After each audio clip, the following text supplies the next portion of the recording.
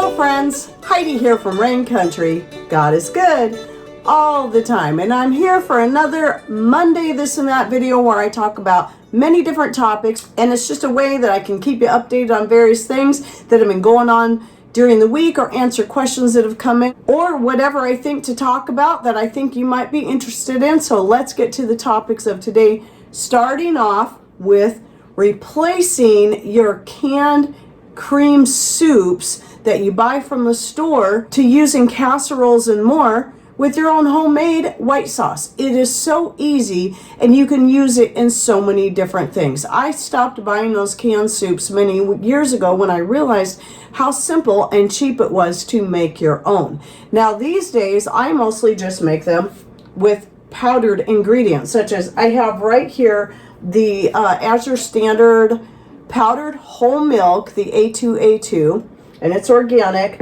And then I also tend to like to use the heavy cream powder and the butter powder when I really want some extra richness. Now these I did not get from Azure Standard. I bought these years ago from Hoosier Hill Farm on Amazon, and I'll link to, if they're still available, I'll link to those down below, but I have a lot of this in stock of both. At any rate, it's just a matter of having milk. And you can also make it vegan by, and I've done this before, and in fact I'll put a picture here. I might even have a couple different pictures of a cream sauce, a white sauce that I've made using homemade nut milk, such as almond milk and so on. So you don't even have to have dairy to do this. Now I have a video that I did on, I think in the video I show how to make the white sauce, and I also talk about the many uses for it. And I use this for making like meatballs and gravy, biscuits and gravy, making casseroles such as macaroni and cheese, salmon noodle casserole instead of tuna, because we prefer that and we have more access to that, and so much more. So I'm going to link to that video down below. But you can change up your flavor type, like people might like to use a cream of celery or a cream of mushroom in particular. All you got to do is add dried or chopped celery to it, or dried and powdered, or dehydrated mushrooms. You can powder them up or add fresh, whatever you want to do, and you can get the same idea for using in your different casseroles. It's super easy to do. I even use this blend here, the 3 different ones, for making my moussaka recipe. So instead of using fresh milk of any kind, I just use the dried milks because they're already ready, and a lot of the stuff I'm adding in there is dehydrated anyway. Just mix everything together, throw in some water. You can always add more water as needed, plus of course whatever thickener you're going to use, and then you just mix it up and cook it for a little bit. It's super easy to do. So you don't have to keep buying those canned soups from the store. Just make your own. As long as you have any kind of milk on hand, you can do it.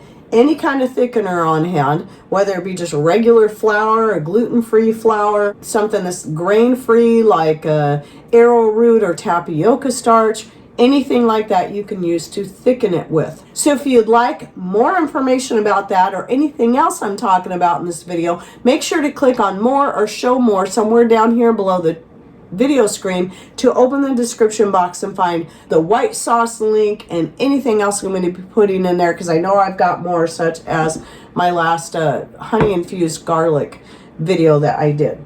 Then the next question I wanted to address, I got because of my linen video this last week, is how do you wash linen? Pretty much the same way I wash anything else. I just throw it in the wash, a cold water wash, just normal.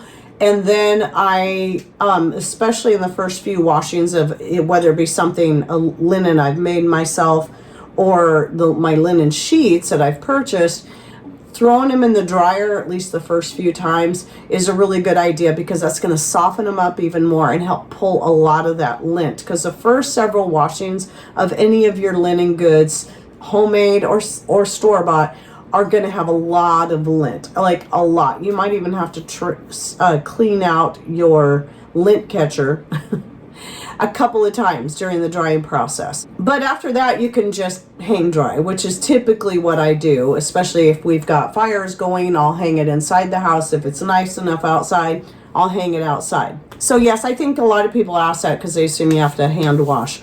I haven't.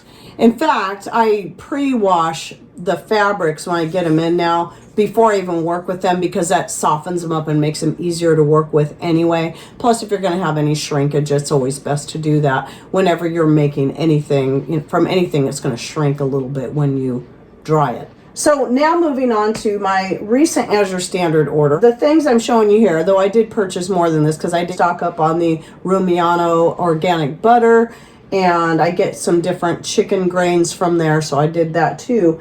But right here are 3 things that are new to me for buying from Azure Standard. So I decided to try this vitamin D3. The other thing I wanted to try, because, for my jet fueled latte blend, was their ashwagandha root powder. I haven't tried it yet, but I'm going to be using this the next time I make up a batch of my jet fueled latte blend, which I'll link to that video down below, how I make it and why I make it and what I use it for.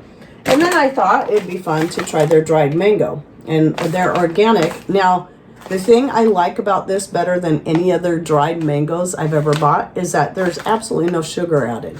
So it's just nothing but organic mangoes. A lot of the ones you buy have, even if they're organic, they're coated with some kind of sugar. So that's pretty cool, and they're very good. And then I bought some fresh, oh, and by the way, this is the best price on dried mangoes I've ever seen. And also a very good price on the organic peeled garlic. I like peeled garlic because it's just so much easier to deal with.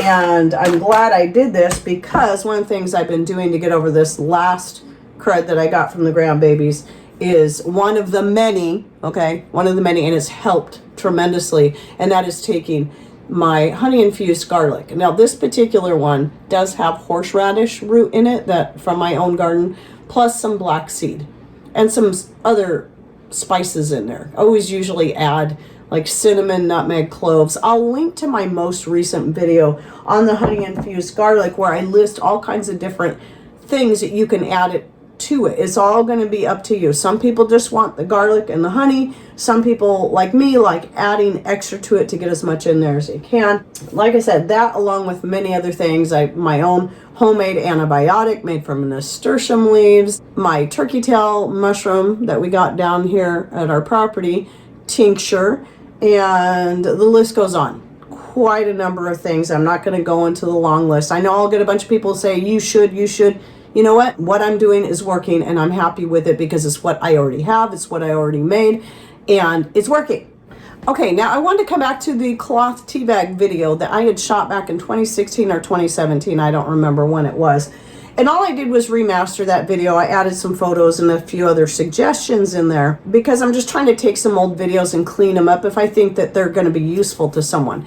So someone's like, well, why don't you just put the herbs directly in the pot? Actually, the truth is, in the past number of years, that is mostly what I do. Especially fresh herbs, just throw them right in the pot. I just cram them in there. And if you watch any of my tea making videos, you'll see me doing that a lot, especially in the past maybe 5 years or so. However, the reason I wanted to resurrect the tea bag video is that there's going to be things that you're going to appreciate having that tea bag. And one of those is when you're brewing mullein. So if you're making a mullein tea, for me, the easiest way to do it is to take my homemade cloth tea bag, put the mullein, the dried mullein leaves in the tea bag, draw it up tight, and then brew the tea. A lot of times what I do is I throw other herbs in the pot with it, but not in the bag, just the mullein. The other option, if you're not interested in a tea bag, is you're still going to want to strain that tea out before you drink it.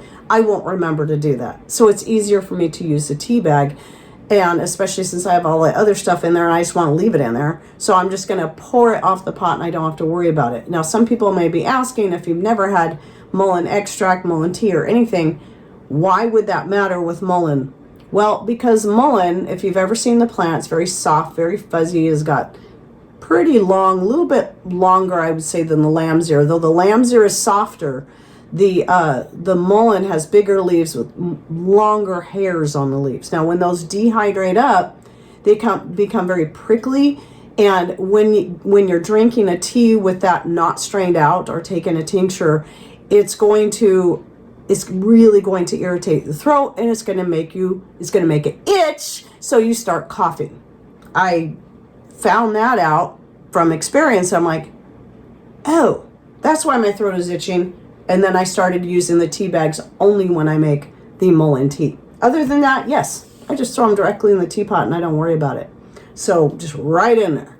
Now I just have a few quick announcements I want to make before I close out this video. One is I want to, if you didn't know, and one is if you didn't know about this yet, I did have an interview the Sunday before last with Luke Abafi from the Life podcast that some of you might be interested in. Just keep in mind, I talk very, very heavily about my faith. So if that's something that doesn't interest you, you may not be interested. But I also do talk a little bit about natural living, homesteading, and more. So if you're interested in that, it's a 2-hour interview. So I'll put the link to that in the description box down below. And then a reminder that I'm closing out the food storage collaboration this week. So you have till the end of this week, until Friday, to send me your images of food storage related items. It can be anything. Just make sure the pictures are nice and clean, that they look nice. You don't want a whole lot of excess stuff in the image that's going to detract from what the point is.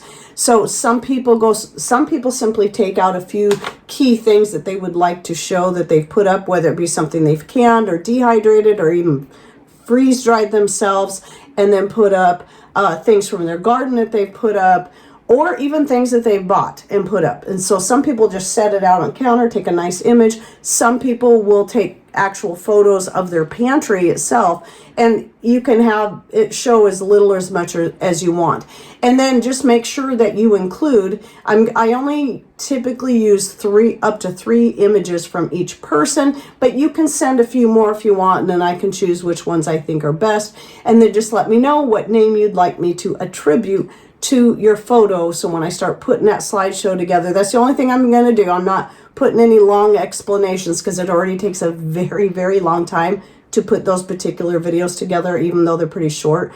There's a lot that goes into putting those videos together. So it's just going to be the name of the person or the channel or whatever you want me to attribute it to, and the image or images. Anyway, send that to raincountryhomestead@gmail.com, because I'm going to be starting by the end of this week putting that video together, because again, it takes quite a while.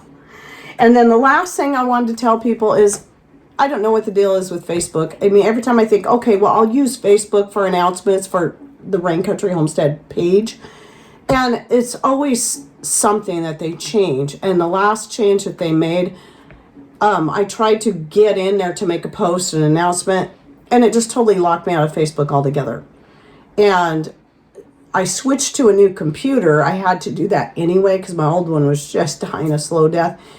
And it's asking me to do the same thing as before that I'd never seen before. And I'm afraid to try it because I don't want to get completely locked out of Facebook, because I still use it for certain things. But what that means is you're probably not going to see me posting on Facebook at all unless I can figure out a way around it as far as the group page goes.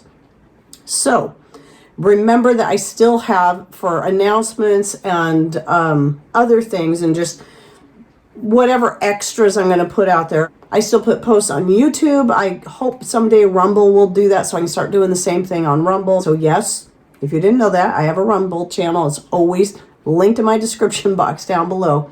And there are videos over there that I can't have on YouTube. So just so you know. But, and then I have Instagram and X, and so you can just find the links in the description box. When you go in there to find those other links, just scroll all the way down to the bottom where you'll see the social media information, and you'll find my links there. So if you have, I try to use as many as I can that I have time for, because not everybody's on every place. So I just wanted to let you know that, you know, if you're not seeing me on Facebook, that's because I'm kind of afraid to try again. I don't want to get completely locked out again. I'm kind of waiting to see if maybe they'll make some better changes, because I almost think it was a glitch, but it was weird because I even rebooted my computer, still could not get in there, cleaned out everything in my history, still couldn't get in there from that computer. But I can from my phone and my new computer. I'm just afraid to try again. So anyway, I hope you enjoyed my this and that for the week.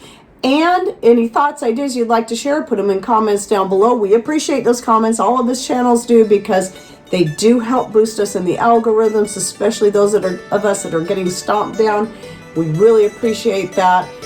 And thanks for watching. Take care and God bless.